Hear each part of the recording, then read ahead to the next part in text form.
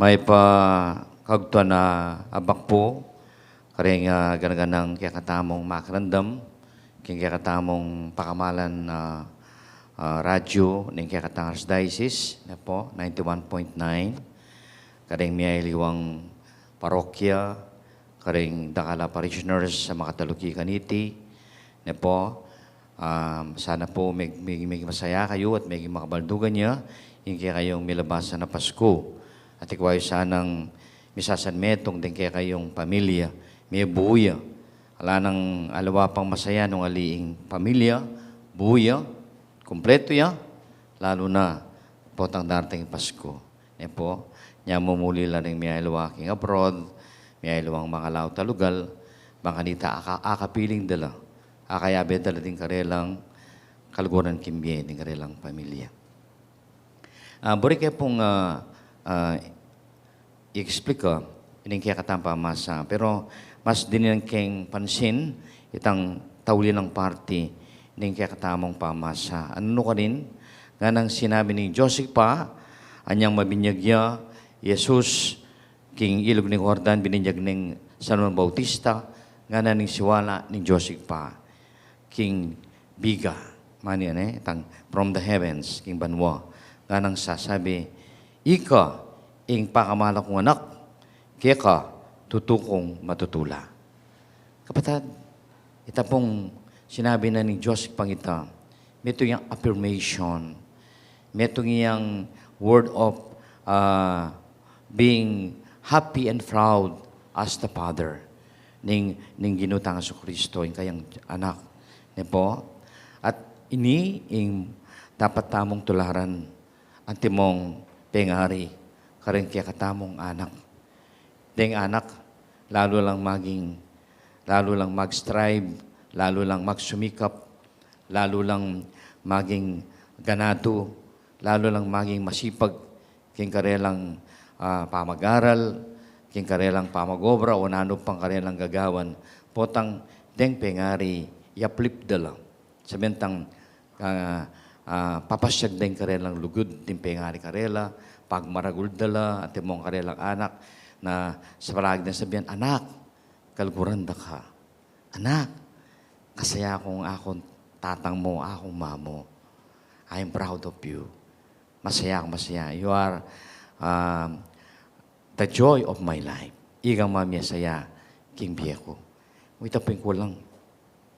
Dakal pong kulang, kareng pengari. Nya po niya misan, din ka na akong pamilya, anyang magmisa ko, kaya biya ko la, natibang balang reunion, sabi ko, dapat ding manibatang amano karengas bukyo, ali panagkas.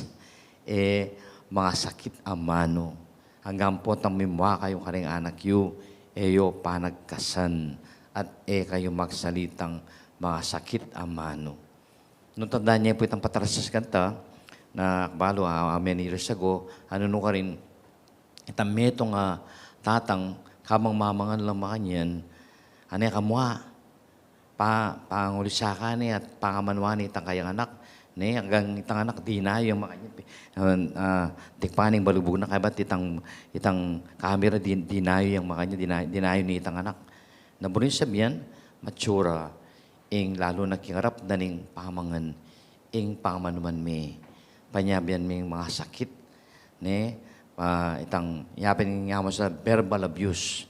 Abuse po, mo po physical abuse, ne, child abuse, physical abuse, but abuse, kaya yaman nga wandang verbal abuse. At baloyo, para ka na ako, mas matindi pa yung verbal abuse kaysa aking physical abuse. Bakit? Kasi itang physical abuse, istong anak, berugan me, o pinasakit me, at itang marka. Ne? At kay ba't kakayip ito? Batang lilipas ito, mamako ito. Pero, itang pinasakit me, kaparamdaman ing anak mo. Verbal abuse na pinagkasan me, may salita ang mga bayat, mga sinusulto me, itang malam sa mapangid na nakapeng anak, inutel, makanya something like that. Itang anak, ita manatili kayo ita. At yung balo nung kapala niya kinayap o mila ko ito. You cannot really know when the abuse has healed already. Kasi may hakit at yung kilubit at yung kapilubluban na may itong tao, itang persakit may kayang kapilubluban. That's how I see it, no? So, karing pengarin niya po, paghilupahan tayo, ang Diyosik pa. Anya yung ginutang sa Kristo, malugod siya, ne? Mapanyaw piyo, magana kayo. Yung ganun lang positive, matsuwang kayo. Ne? Magbuisit, uling, may ragulyo, ding pengari, no? Papagid na yung lugod na kayo. Hanggang isa no siya, yung foster parents na. Foster father na. Nya balo kong kalguraning sa Jose. Jesus uling talaga namang maging idol niya pang Jesus yung kanyang tatang, yung foster father. Bakit?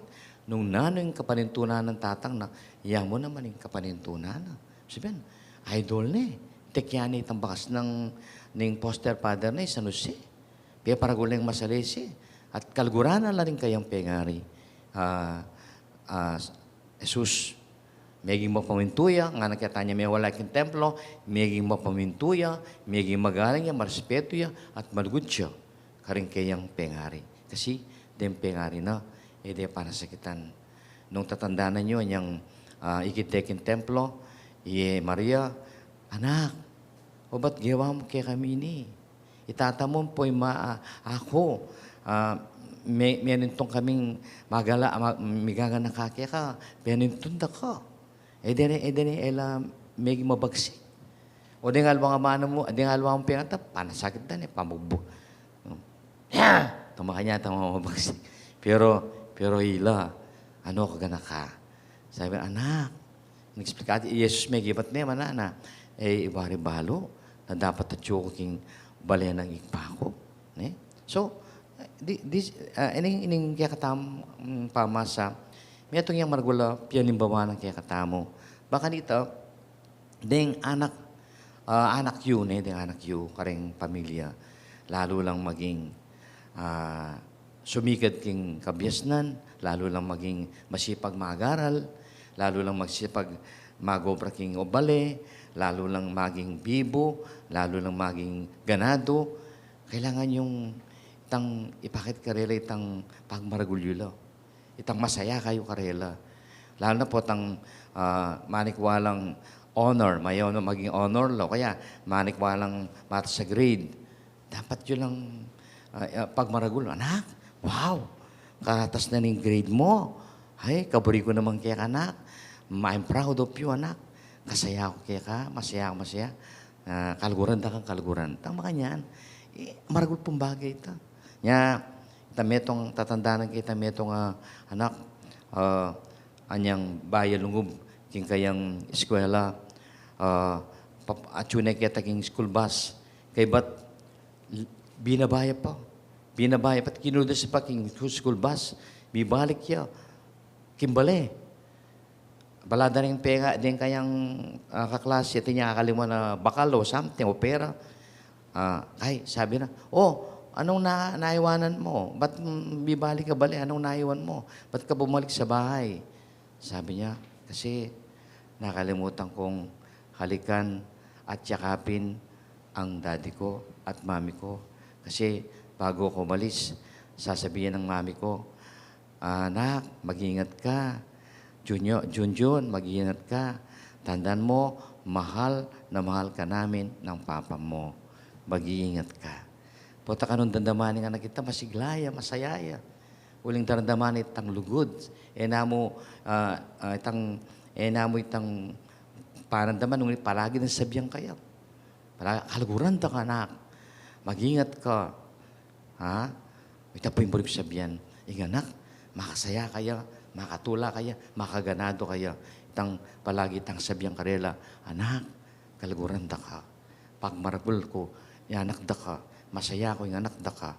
I'm very proud of you. Ito po yung burik sabihan. Yung Diyosig pa, o itong sinabi na, king Ginuso Kristo, ulitan kaya na, ika, yung pakamalang kong anak, at tutukong matutula. It is a clear proof of how the Lord, how God the Father affirms, no? And is very joyful in proclaiming Jesus as His Son. Niya Jesus, dinagulyang masipag, maganaka, mapanyawop, alayang kabuisitan, alayang nanakit, kasi may ragulyang parandama ng lugod, daring kayang pengare. At sana po, kaniting umpisa na ng bayang banwa, nung ating komong pamagkulang karinganak yu, kayang pamagsalitang kalguranda ka, I'm proud of you, ikay mami sa yaking biyak anak, sana po, ngayon ni 2023, be expressive of your love to your children. Be proud of them. And not only at yung muking isip yu, sana palagi yung sasabihan, palagi yung papadama karela, ing proud kayo karela, at kalguran nyo lang.